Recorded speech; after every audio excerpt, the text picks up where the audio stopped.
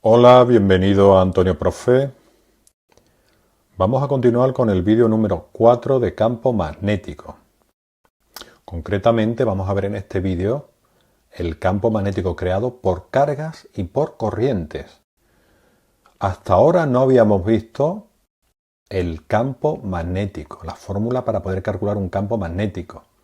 En campo gravitatorio y en campo eléctrico prácticamente es de las primeras cosas que se ven.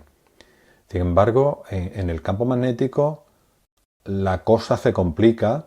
De hecho, en campo gravitatorio hay una fórmula, en campo eléctrico hay una fórmula, en campo magnético, dependiendo de cómo sea la forma de la carga o la corriente que cree el campo, las fórmulas van a ir cambiando. ¿De acuerdo? Lo que nosotros vamos a ver ahora, campo magnético creado por una carga en movimiento, que esto prácticamente casi nunca cae en los exámenes, y el campo magnético creado por un hilo de corriente. Esto sí que cae en los exámenes. Pero antes de empezar, recordarte que en este canal tienes todo lo que necesitas para aprobar tus exámenes de física y química en tu instituto y en las pruebas de acceso a la universidad. Por tanto, te aconsejo que te suscribas y que actives la campanita para que seas puntualmente informado. Campo magnético creado por una carga puntual en movimiento. Campo magnético creado por una carga puntual en movimiento. Fijaros, yo tengo aquí una carga, he pintado una carga tela de grande, he sido un poquillo aquí brutote, que se mueve con una velocidad v, hacia arriba. Y quiero calcular el campo creado por esta carga en este punto. ¿Vale? Tengo una carga que se mueve con una velocidad determinada hacia arriba y quiero calcular el campo creado por esa carga en un punto. En amarillo tengo pintado el vector R, que me indica el punto en el que quiero calcular la carga, y en rojo tengo un vector unitario en la dirección de R. El campo creado por esta carga movimiento en el punto P va hacia adentro de la pizarra. Y va hacia adentro porque la fórmula para poder calcularlo es esta. Y si os dais cuenta, aquí tengo el producto vectorial V vectorial U sub R. O sea, V vectorial U sub R. Y si llevo V hasta U sub R por el camino más corto, estoy girando en sentido horario, luego estoy apretando el tornillo, luego el tornillo va hacia adentro. Por consiguiente, este campo B va hacia adentro.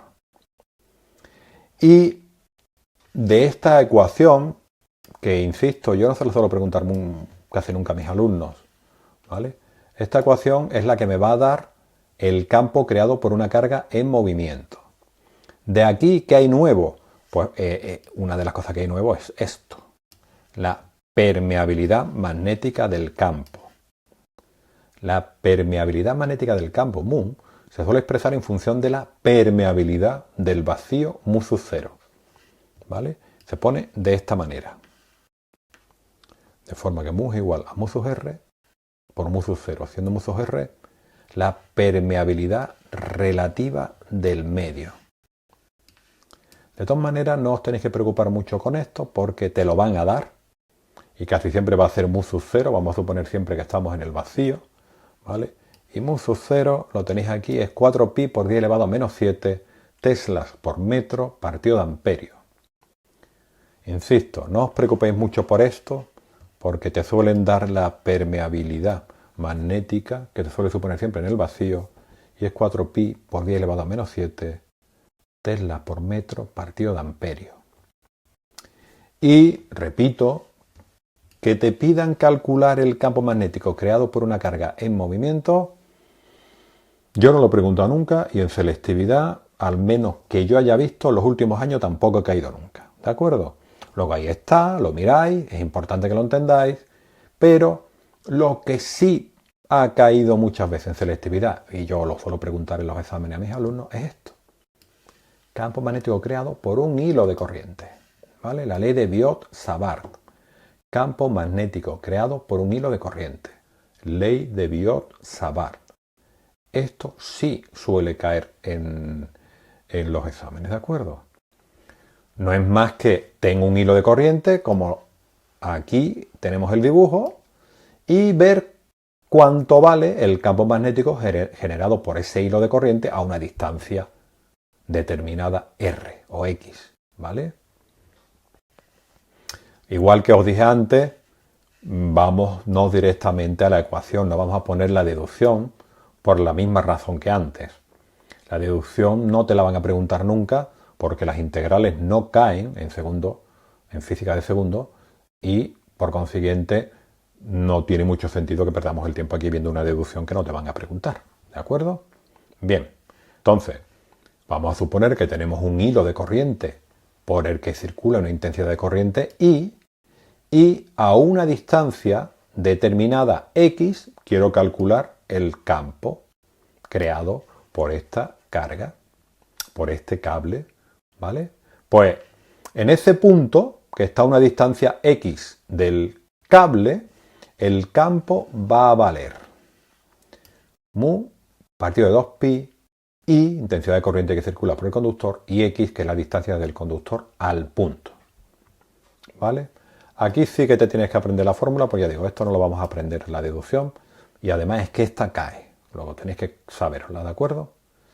Y luego, para determinar dirección y sentido de las líneas del campo, aquí sí que no hay ningún problema. Imaginaros que yo tengo este bolígrafo, ¿vale? Voy a ponerlo así. Imaginaros que la corriente va hacia arriba. Pues si yo agarro el bolígrafo y este dedo indica hacia dónde va la corriente, los otros dedos me están indicando el campo, ¿vale? Repito, este dedo lo pongo apuntando hacia dónde va la intensidad de corriente y estos me van a indicar hacia dónde va el campo, ¿de acuerdo? Lo tenéis aquí. La intensidad de corriente va hacia arriba y el campo magnético van a hacer círculos concéntricos, ¿vale? Círculos concéntricos. Y ya, como os he dicho ahora mismo, al agarrar el cable con la regla de la mano derecha, puedo saber la dirección y sentido del campo. Bien, pues prácticamente esto es todo en este vídeo. Os revuelvo a recordar otra vez que el campo creado por una carga puntual en movimiento no se suele preguntar mucho, pero aquí lo tenéis por si acaso. Lo que sí se suele preguntar muchísimo es la ley de Biot-Savart, que la utilizamos para calcular el campo creado por... ¿Cuánto vale el campo creado por un conductor rectilíneo a una distancia concreta de ese conductor? Y simplemente aprenderos la formulita para calcular el módulo y la regla de la mano derecha para calcular dirección y sentido. Que ya digo, el campo son líneas, son círculos concéntricos, ¿vale? Y a cada distancia, bueno, si estamos un poquito más cerca, pues el campo aquí pues tendrá un valor. ¿Que nos vamos más lejos? Pues el campo tendrá otro valor. Pero siempre va a estar con esta dirección y sentido. ¿De acuerdo? Pues muy bien, esto es todo. Fijaros qué vídeo más cortito. Si te ha gustado, por favor, suscríbete y dale a like y nos vemos en el siguiente vídeo. Venga, hasta luego, un saludo.